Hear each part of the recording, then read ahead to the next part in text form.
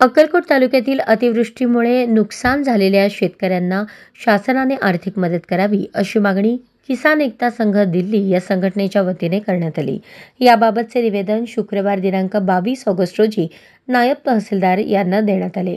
किसान एकता संघ दिल्लीचे राष्ट्रीय उपाध्यक्ष चंद्रकांत रेवणसिद्ध पाटील यांच्या मार्गदर्शनाखाली तहसील कार्यालयात निवेदन देण्यात आले।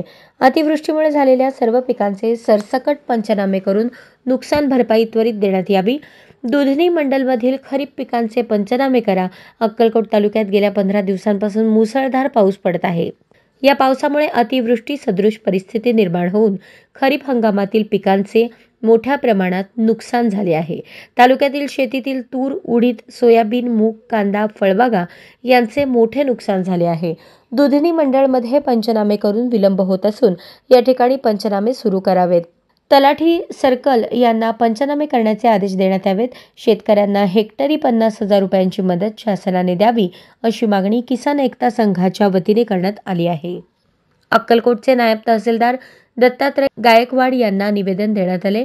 याप्रसंगी किसान एकता संघ दिल्लीचे राष्ट्रीय उपाध्यक्ष चंद्रकांत पाटील, तालुकाध्यक्ष रमेश वागे, उपाध्यक्ष नागेश कांबळे, शिवानंद नागणसुरी, सरपंच चांद जमादार, उपसरपंच सिद्धलिंग आंदेवाडी, मुबारक नाईकवाडी, मल्लिकार्जुन पाटील आदी उपस्थित होते।